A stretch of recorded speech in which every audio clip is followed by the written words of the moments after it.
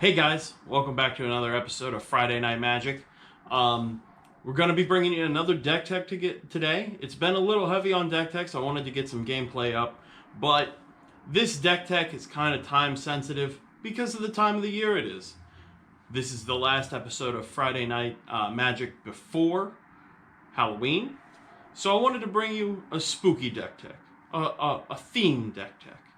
And my favorite of the spooky creature themes in all of MTG is vampires. I absolutely love vampires. So that's why today I'm going to be bringing you Edgar Markov, EDH. Edgar Markov is probably the single most broken vampire commander that they've ever made. Built directly for Commander, I think that makes him a little bit unfair. And he's actually banned in 1v1 French Commander. So let's get into why this card is so good and why this card needs to be probably a little bit more controlled, and you need to be afraid of a Markov player at the table. So like the cycle he came out of Commanders, he has the Eminence ability, meaning that whether he is in the command zone or on the battlefield, this effect triggers. And that is whenever you cast another vampire spell, you create a 1/1 black creature token. So you're thinking, oh, it's just a 1/1. But when you get that for free off of every spell, it builds up really quick. And you can take advantage of this by making certain deck building choices when you're making the deck. In addition to that, he's a 6-mana 4/4 with First Strike and Haste.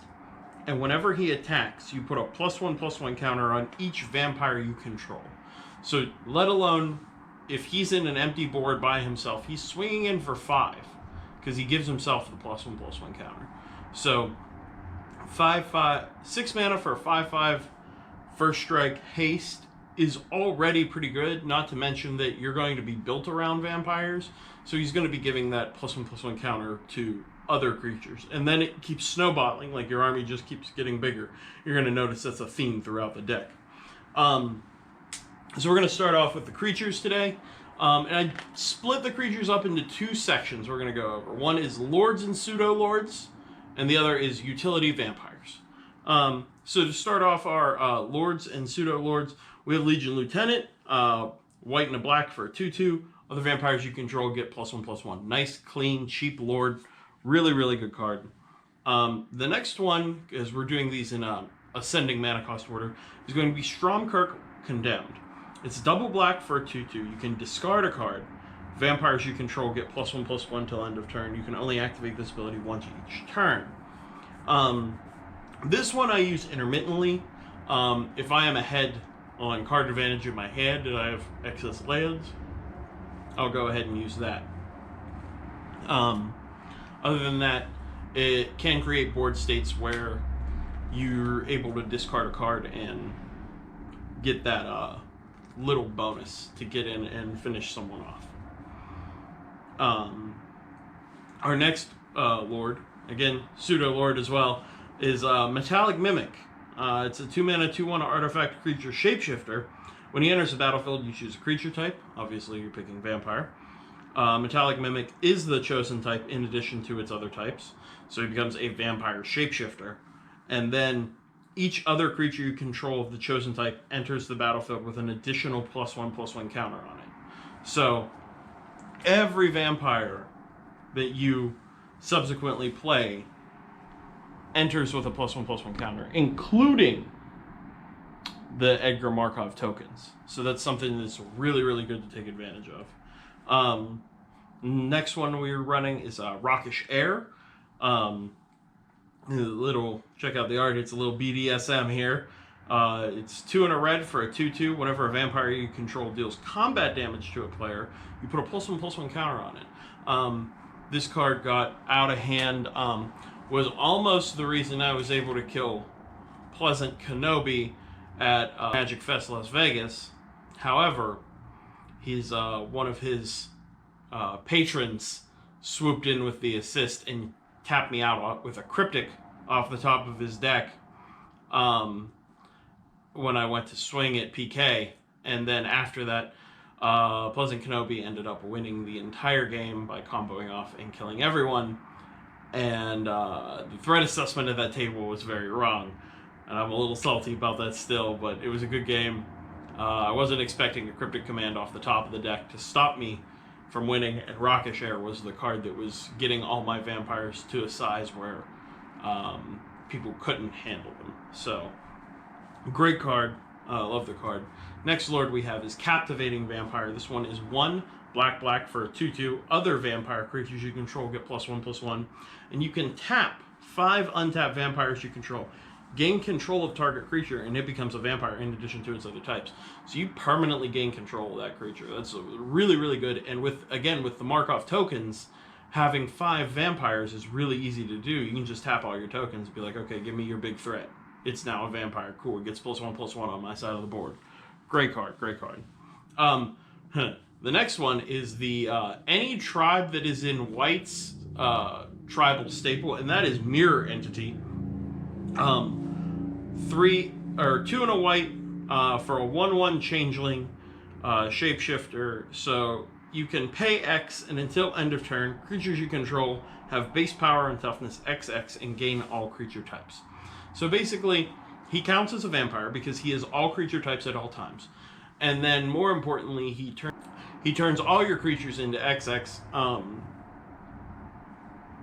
everything's, but more importantly, they're still vampires. So then you apply any of your other boosts to them, and it can get really absurd. So that is an extremely powerful card. The next one we have is a really solid Lord. 1 black-red, Stromkirk Captain gives you as a 2/2 vampire soldier with first strike. Other vampire creatures you control get +1/+1 and have first strike. So not only is he denoting a buff, but he's also giving them an extra combat ability, which I really like. The next one we have, and that is Bloodline Keeper. 2 black for a 3/3 flyer. You may tap it to create a 2/2 black vampire creature token with flying. You may pay a black to transform Bloodline Keeper. Activate this ability only if you control 5 or more vampires. He flips around into Lord of the Lineage, which is a 5/5 flyer. Other vampire creatures you control get +2/+2, and you can tap him to create a black vampire creature token with flying. So then, obviously, each of those 2/2 flyers you make because of him are becoming at minimum 4/4 flyers, not to mention all the other pumping this deck can do. That gets really out of hand. Like, people will go out of their way very quickly to not let that card flip. We have Vampire Nocturnus in the next one. 1 in triple black for a 3/3 vampire. Play with the top card of your library revealed. As long as the top card of your library is black. Vampire Nocturnus and other vampire creatures you control get +2/+1 and have fly. Now you can see why this is an extremely powerful effect, and they had to put a gimmick on it to make it sure it isn't active all the time. You might be saying, you're playing Mardu, isn't that going to inherently interfere? And while, yes, this is a Mardu deck, the majority of the cards in the deck are black, so it's active about 50+% of the time. I haven't done the actual math on it, but it's active a lot more than you think it would be, because even the cards that are not mono black usually have black in their mana cost as well, so they still count. So he triggers quite frequently, and +2/+1 and flying is just absurd. Again, he was part of the team that was going to kill Pleasant Kenobi. I will have my revenge, Vince. Will have my revenge.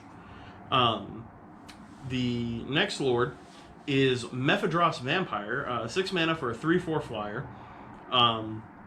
Each creature you control is a vampire in addition to its other creature types, and has, whenever this creature deals damage to a creature, put a +1/+1 counter on this creature. So there's scenarios you can craft within this deck that are a damned if you do, damned if you don't scenario. And that refers to blocking. I can establish this card along with its counterpart here, Necropolis Regent, 3 and triple black for a 6/5 flying vampire. Whenever a creature you control deals combat damage to a player, put that many +1/+1 counters on it. So it very quickly becomes, if you block or if you take face, the damage to the face, then one way or the other, my creatures are growing and they're continuing to be a threat. And this deck very quickly becomes arch enemy at the table, and I have made contingencies in this deck to get around that. The last Lord, or pseudo-Lord, is Patron of the Vein. 4 black for a 4/4 flyer. When he enters the battlefield, destroy target creature an opponent controls. Whenever a creature an opponent controls dies, exile it and put a +1/+1 counter on each vampire you control. So, what's even better than a Lord is a creature that can repeatedly put +1/+1 counters on everything. Obviously, those counters stick around even if Patron of the Vein dies. So again, you get that, that increased stability, and obviously the biggest threat to your deck is Wraths. So we've made some choices that you'll see later on that help hedge us against Wraths and put us in a way that makes sure we're safe. Next is the utility vampires. These fall into a variety of categories, and we'll be good just going over them in mana cost order. There's no particular pattern here other than they're good and they're vampires. First up is Vampire Hexmage, one of my favorites, one of the cards that I first started playing. This, Vampire Nighthawk, and Vampire Nocturnus were my favorite curve in original Zendikar standard. I love that curve of like turn 1, I think it was turn 1 Pulse Tracker, turn 2 Hexmage, turn 3 Nighthawk, turn 4 Nocturnus, swing in, shoop to whoop. Lots of damage coming at you. It was either Pulse Tracker or Lacerator, whichever one I drew. Both of them were amazing. Mono Black Vampires was great during original Zendikar Standard. Check it out. Look at the decks from that era. They were a lot of fun. But she's a 2-mana, 2/1 with First Strike, and you can sacrifice her to remove all counters from target permanent. Obviously, that has a lot of utility. The biggest denoter of her was when she came out, was her ability to kill planeswalkers instantaneously. You could just sack her and rip all the counters off of a planeswalker and then it dies, which is really, really good. I definitely think she should be making a comeback in this heavy planeswalker standard we have right now with War of the Spark and everything. I think she would be a great card right now. And almost be an auto-include if you're in black. Although they did give us Elder Spell, which is effectively better. It would be nice to have another tool in the toolbox. But that's after they deal with Field of the Dead. That card is way too good.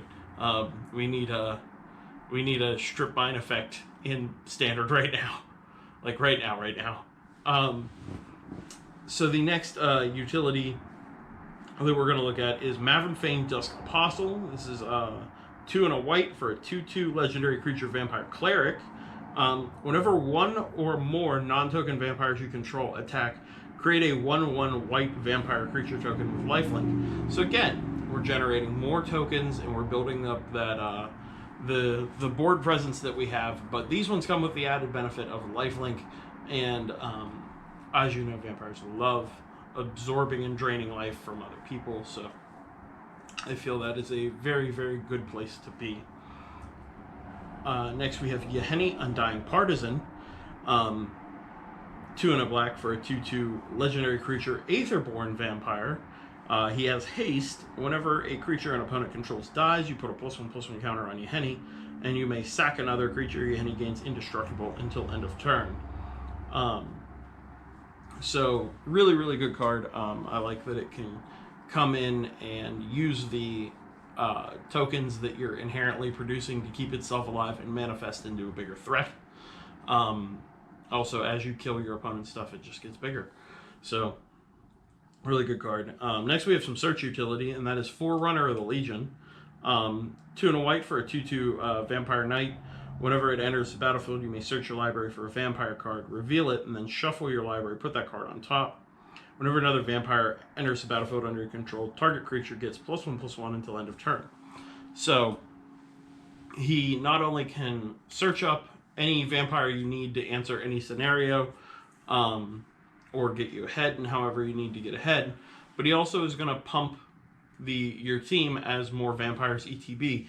And again, with Markov, every vampire is going to inherently give you a +2/+2 onto one creature. You can spread it around as well, but usually you're trying to make something big enough because a lot of your creatures are small to get in. The next one we have is one of my favorite cards. That's a Twilight Prophet, 2 black flying, 2/4, ascend. So you when you hit 10 or more 10 or more permanents, you ascend. You gain the City's Blessing, and then at the beginning of your upkeep, if you have the City's Blessing, reveal the top card of your library and put it into your hand. Each opponent loses X life, and you gain X life, where X is that card's converted mana cost. This is inherently an aggro deck. I've built it to play aggro. It can play the long game.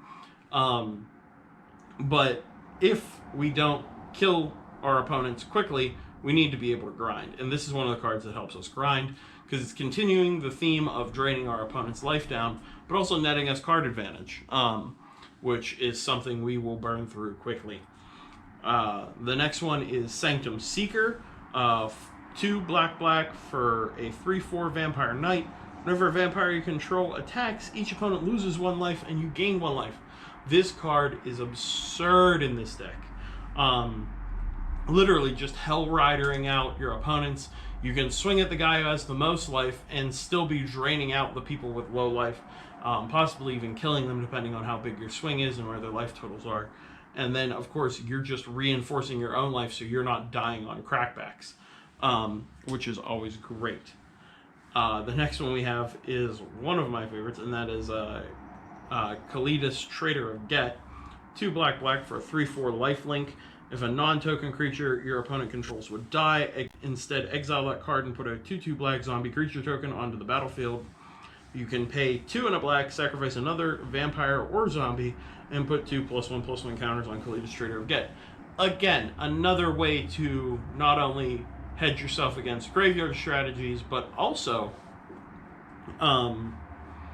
it can consume all the vampire tokens that you have on the that you're making on the board off of Markov. So again, just more synergy to keep feeding into it. Next one we have is an interesting card. I really like this card, and having the promo one is really cool because it's promo with different art. And that is Bloodlord of Vaskoth. 3 black vampire warrior, 3/3 with Bloodthirst 3. If an opponent was dealt damage this turn, this creature enters the battlefield with 3 +1/+1 counters on it, flying, and whenever you cast a vampire creature spell, it gains Bloodthirst 3. So obviously you get in, your opponent takes damage, you cast this afterwards, you get a 6/6 flyer effectively, and all future vampires you cast, if you deal damage to your opponent before you cast them, are going to come in with an extra 3/3 on them, which is incredibly powerful, and it turns a lot of those into much bigger threats. Now, obviously, it says cast, so this does not affect the Edgar tokens, but that's okay. Champion of Dusk, 3 black for a 4/4 vampire knight. Whenever Champion of Dusk enters the battlefield, draw X cards and lose X life, where X is the number of vampire creatures you control. I have straight up done that for like 15 before, and it feels great. I don't even care about losing the life because we're draining people and we're gaining that life back.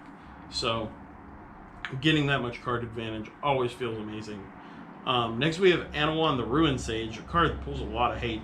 It's 3 black. At the beginning of your upkeep, each player sacrifices a non-vampire creature token. He's a 4/3. Usually they target this card rather quickly. Unless you're playing against like tokens or elves that's also going wide, then they don't care. But you break the symmetry of that effect by playing all vampires, and that always feels nice. Next we have Vona, Butcher of Magan.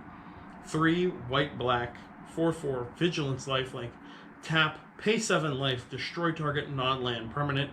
Activate this ability only on your turn. This is Very, very powerful.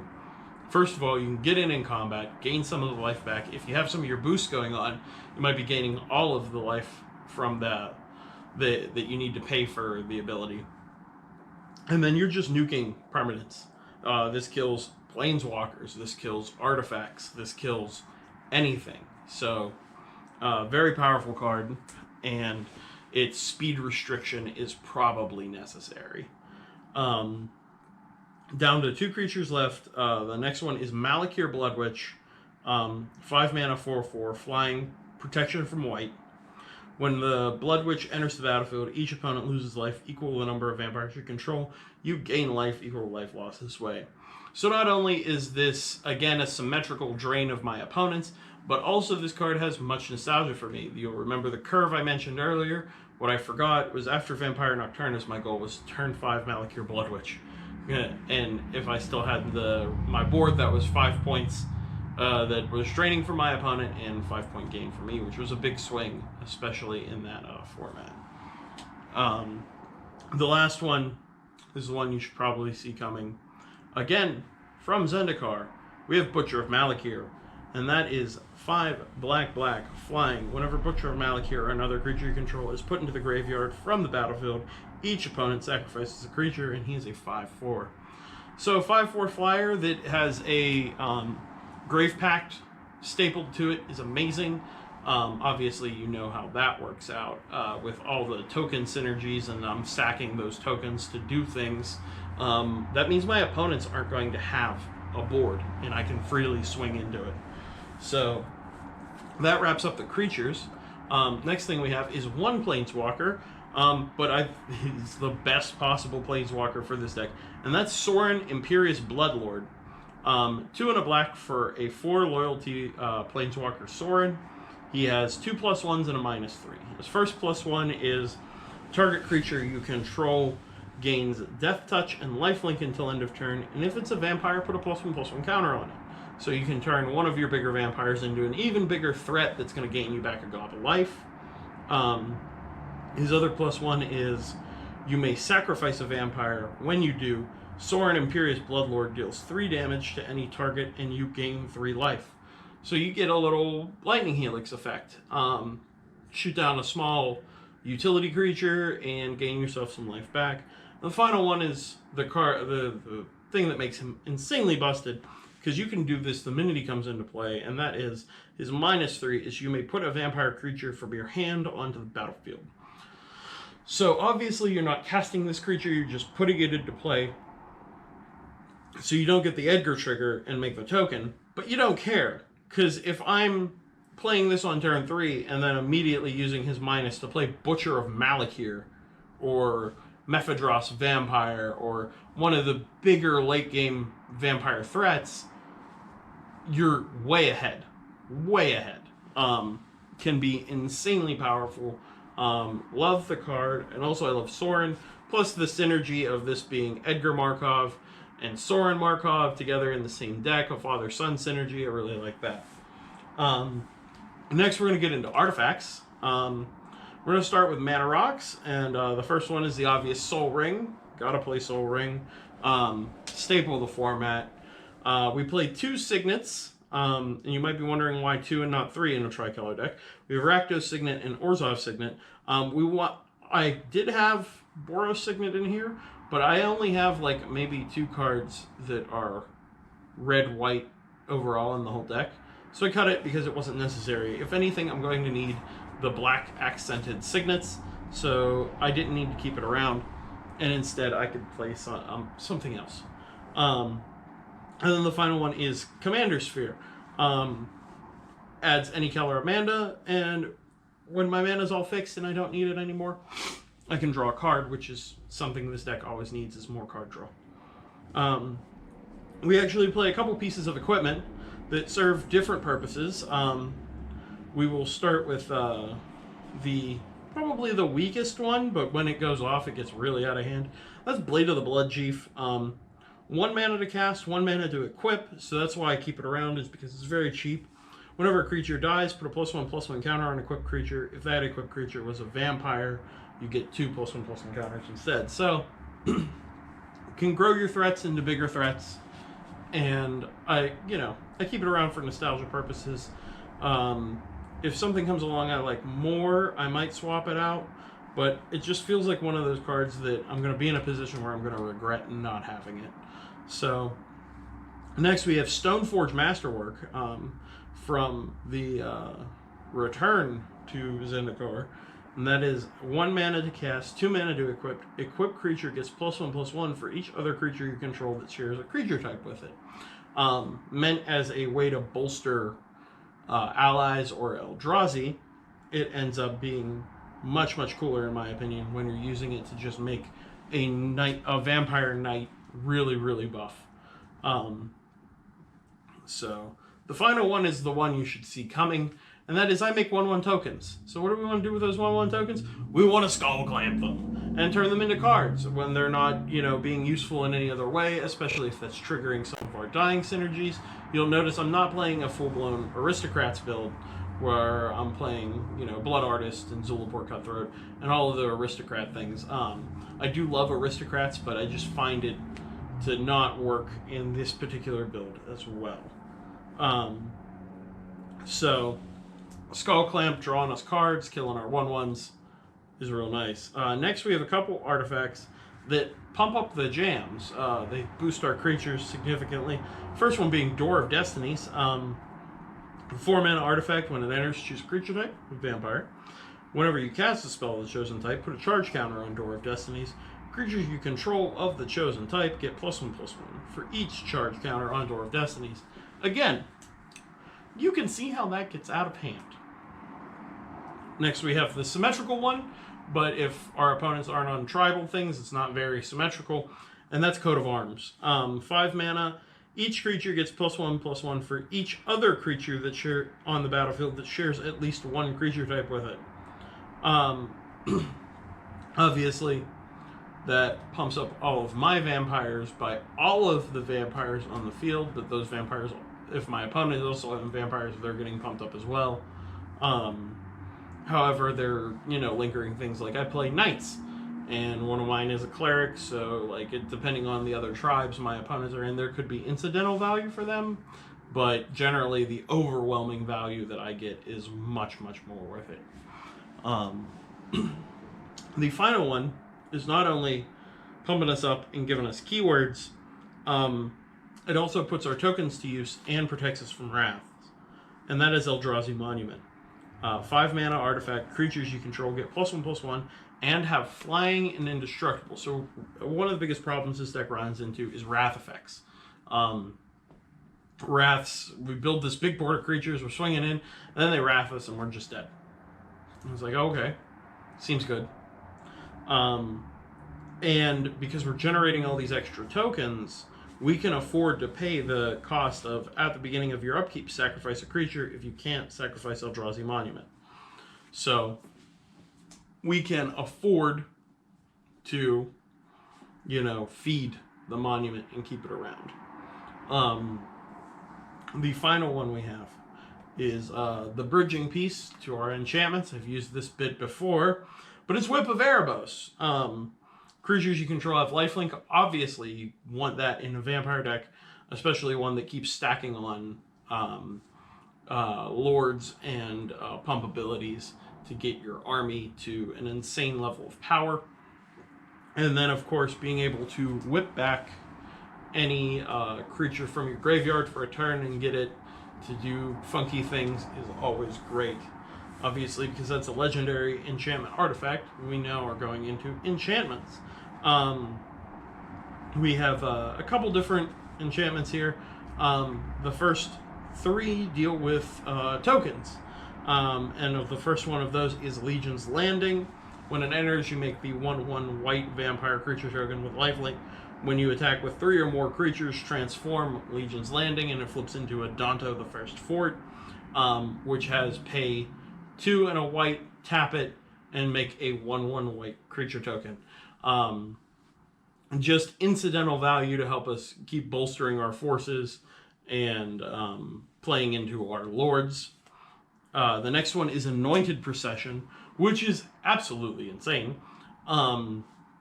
Because once this is on the field, Markov's trigger gets really out of hand, because then every vampire we cast, if making a 1/1 with every vampire we cast is really good, making 2 is just simply broken. And that's what this lets us do. Also, there's a couple incidental token generators in the deck that this helps. Legion's Landing, the Mavern Fane, all of those just get incidentally helped out by that card. But we play it to synergize with Edgar, because that is where it is at its absolute best. And then finally, this generates tokens and pumps up our team and shrinks yours, and that's Ethereal Absolution. Creatures you control get +1/+1. Creatures your opponents control get -1/-1. You can pay 2, a white and a black, exile target card from an opponent's graveyard. If it was a creature card, create a 1/1 white-black spirit creature token with flying. We don't really have any ways to turn the spirit into a payoff other than, maybe sacking it to the Eldrazi Monument. But it's still a nice way to have a little hedge against graveyard, and more importantly, bolster our team and shrink yours. Next we have Underworld Connections, 3, 1 black, enchantment, enchant land. Enchanted land has tap, pay 1 life, draw 1 card. Very simple, very straightforward, and we always need that. The final 2 enchantments are a pair, and if you get both of them on the board at the same time, you're going to win the game. Obviously, the veteran players have figured out what this is, but this is Sanguine Bond comboed with Exquisite Blood. They have basically opposite effects that end up creating an infinite loop. Sanguine Bond says whenever you gain life, target opponent loses that much life, and Exquisite Blood says whenever an opponent loses life, you gain that much life. And so if you have both on the field, that creates an infinite loop, and you just drain people out of the game instantaneously. That wraps up the enchantments. We're going to go into sorceries next. We have a couple draw spells. I'll go over them in ascending mana cost order. We play Night's Whisper, 2 mana, 2 life, 2 cards. Read the Bones, 3 mana, scry 2, draw 2 cards, and then lose 2 life. Ambition's Cost, 4 mana, draw 3 cards, lose 3 life.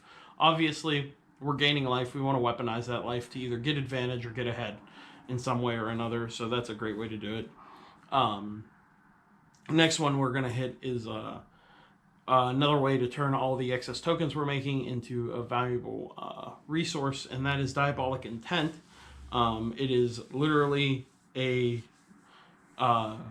demonic tutor with the drawback of you have to sack a creature. Normally this is, a problem, but not here, because it lets us draw, get rid of a 1/1 to get, the piece we need to really keep going. And I only have the 1 demonic tutor, and it's in the mono black deck, so I don't mind having that in here. Next we have a lovely piece of recursion. It took me a while to play this spell, and I can't believe it did. I just didn't notice it existed, and then I found it, and I was like, oh my god, I need to play this. That is Aphedo Dredging, 3 and a black, sorcery. Return up to 3 target creature cards of the creature type of your choice from a graveyard to your hand. It rewards you for being tribal. Being able to get 3 important vampires back out of the grave to your hand is really good. And for 4 mana, that's fairly cheap. Next we have a little bit of targeted removal, and that's Vindicate. Just destroy target permanent. We definitely want to be doing that. To have that response in there, because it removes any permanent that isn't indestructible. We have 2 vampire utility spells that don't really fit in any category. New Blood is 2 and a black. As additional cost to cast New Blood, tap an untapped vampire you control. Gain control of target creature. Change all text on that creature by replacing all instances of one creature type with vampire. So that is a theft spell. You can steal any creature and turn it into a vampire to help you out. The other one is Blood Tribute, 4 black. Kicker, tap an untapped vampire creature you control. Target opponent loses half of his or her life rounded up. If Blood Tribute was kicked, you gain life equal to the life lost this way. Obviously, you can see how, 1, this is just a very powerful effect, and 2, you can put your opponents into positions where they maybe die to Sanctum Seeker on the drain when you swing after that. So, very, very good card. Next, we get into Wraths, and you're probably wondering, Jesse, you're playing tokens. Why are you playing so many Wraths? And that is because I play enough cards that make my board indestructible that the Wraths either don't care about my creatures or they're immune to the destruction, so I'm okay with it. Also, you just end up in weird scenarios where maybe an opponent pulls ahead of you and somebody, destroys your board and screws you up, and you just have to hit the reset button, and you want to have contingency plans for that. So we play both Day of Judgment and Wrath of God. They're effectively the same thing, only Wrath of God has the no regeneration clause on there, but for 2 white, you get destroy all creatures on both of those. Then we have one of the ones that came with the original sealed precon, and that's Fell the Mighty. 4 and a white, destroy all creatures with power greater than target creature's power. So obviously you have your board full of 1/1 tokens, you target those, anything higher than a 1/1 gets ripped away, and then your tokens can come in and, slaughter people down. Merciless Eviction does get rid of creatures, but I keep this more as a hedge-all against planeswalker enchantments or artifacts.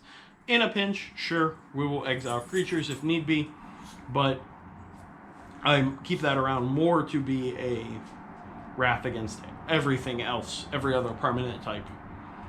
And the final wrath is Kindred Dominance. 5 black, 7 mana wrath, sorcery, choose a creature type, destroy all creatures that aren't of the chosen type. So I pick vampire, nuke everything that isn't a vampire. Great. Perfect. Love it. Crush them down. Next we have our instants. We're going to split this up into removal and protection. Obviously we're in white. We're playing Swords to Plowshares. Exile target creatures, controller gains life equal to its power, gets around a lot of things. Utter End is our next one. Exile target non-land permanent for 4 mana at instant speed. Again, hits the same vein as the Vindicate, just to get any problem out of the way and just not have to deal with it. Our next one also is kind of like an instant speed wrath, and that's frequently we become a threat, but we want to keep attacking people, so people try to kill us on the crackback. And that's where a Settle the Wreckage comes in hand. Exile all attacking creatures target player controls, and then they get to get basics equal to that number out of their deck and put them onto the battlefield tapped. The next ones fit more of they don't destroy creatures, they hit niche things that might be hurting us. We play Wear Tear. We have Wear for 1 and a red, destroy target artifact, Tear, destroy an enchantment, or just for 3 mana, get all of it out of here, kill an artifact, kill an enchantment, be in a good position. Except maybe we're hated a little bit more. Then we have Colligan's Command. It's a nice modal instant spell. 1 black, red, instant, choose 2. Return target creature card from your graveyard to your hand. Target player discards a card. Destroy target artifact. Or Colligan's Command deals 2 damage to target creature or player. Usually, this ends up being like a destroy an artifact, get a creature that your opponent killed back to your hand, or whatever disruption you need it to be. I think the one I pick least is the discard a card. But really solid spell, love having it around. And also hedging against artifacts is always nice. Being able to pop a Nev's Disc before it can pop against you is really nice. Things like that. And the last 2 are some protection spells that you've probably seen coming. The first one is Boros Charm. Red, white, choose 1. You can deal 4 damage to a target player. The target creature you control gains double strike until end of turn, or the most important one, permanents you control gain indestructible until end of turn. So being able to leave that card up against an opponent who might be trying to wrath my board and get it under control is always very nice. Next we have Teferi's Protection. came with the deck. This card's amazing. It's become a staple in the format if you're in white. And being able to just blink out and phase out all of your permanents and just make it so you and your whole board doesn't exist is amazing. That wraps up the main, except for the lands. So we're going to hit the lands right now. We have broke these down into a couple categories for you. First is utility lands. First utility land that we got to hit, Bojuka Bog. You know, you always have to have a Bojuka Bog in black. One more piece of graveyard control really keeps those decks in check. 2 pieces of land control, Ghost Quarter and Field of Ruin. Field of Ruin helps you replenish your basics. Ghost Quarter lets your opponent, you know, get a basic, but I don't have strip mines to be playing in their stead, so that's what we go with. I would keep Field of Ruin in, however, because it gets me a basic as well, which can help fix my mana. Next, we have some budget mana fixing, and that is Evolving Wilds and Terramorphic Expanse. No reason not to play these. I mean, they'll get you the basic you need, and usually with how many hard black mana symbols are in this deck, I usually need to crack them for, you know, black. But I also play a limited number of red and white sources, so maybe I just need to get one of my more splash colors to get where we're going. Next, we get into Tri-lands. So these are going to be the lands that tap for all of the mana that we need. First one is obviously Nomad Outpost. Enters tapped, but it's a fair drawback for it tapping for your entire color scheme. Next, we have Unclaimed Territory. This is a creature-specific one, so I can set this card when it enters. You choose a creature type. I can set this on Vampire, and then I can tap it to generate 1 mana of any color, but only for that creature type. Mana Confluence. Tap, pay 1 life, make a mana of any color. Path of Ancestry. It enters tapped, however, when you use it to cast a creature that shares a color with your commander, scry 1, which is literally all of them. So basically every time it's tapped to cast a creature spell, scry 1, good utility. And of course, Command Tower. Our white-black hybrid lands are probably our most important, because in order it is black is the predominance of the deck, then white, then red. So we're going to run through white-black. Isolated Chapel comes in untapped if you got a Plains or a Swamp. Very nice. Godless Shrine, you know, the shock land that also counts as Plains and Swamp. So if we need it to come in untapped, we can. Caves of Koilos, Pain Land, but again comes in untapped. And if we don't need white or black, makes colorless. Doesn't cost us any life. Fetid Heath is a really nice pickup for this deck, because you need the filtration abilities to get to some of these double, triple, and quad black spells. So being able to filter a white land into double black is really nice. Tainted Field is almost always just a original duel for us, because it says it taps for white or black as long as I control a swamp. I'm gonna control a swamp. And then Concealed Courtyard is a nice little fast land. Again, comes in untapped if we're in the correct position of playing it in the early game. Next we have our black-red lands. These again, red is a smaller color than white, so there's not as many of these. We have Foreboding Ruins, which I can reveal a mountain or a swamp in my hand to make it come into play untapped. Luxury Suite, which is one of the Battle Bond lands that enters untapped as long as you have 2 or more opponents. And in a multiplayer format, that's great. Dragon Skull Summit is the check land for black-red, so swamp or a mountain comes in untapped. And then Smoldering Marsh, the Tango land from Battle for Zendikar. As long as I have 2 or more basics, comes in untapped. Doesn't matter what color those basics are.